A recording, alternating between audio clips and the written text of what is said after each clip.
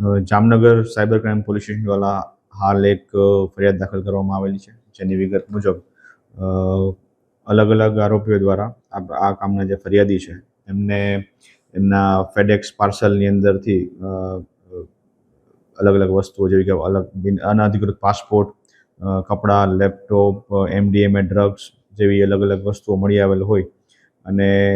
એમના નામનું parcel courier હોય, જેથી આ બાબતમાં એમના વિરુદ્ધ NDPSનો ગુનો દાખલ કરવાનો હોય અને ક્રાઇમ બ્રાન્ચના ઓફિસર તરીકેની પોતાની ઓળખ આપી એમની સાથે સ્પાઇક વિડીયો કોલ મારફતે ડિજિટલ એરેસ્ટ કરેલા અને આશરે બે દિવસ જેટલો સમયગાળા સુધી સતત એમની સાથે વિડીયો કોલ દ્વારા ડિજિટલ એરેસ્ટમાં રાખી અને એમના અલગ અલગ બેંકના એકાઉન્ટમાંથી આશરે 26,90,000 જેટલી રકમ અલગ અલગ બીજા એકાઉન્ટમાં ટ્રાન્સફર કરાવડાવેલી હતી. આ બાબતનો ગુનો Jamnagar cyber crime police station દ્વારા નોંધવામાં આવેલો છે, જેમાં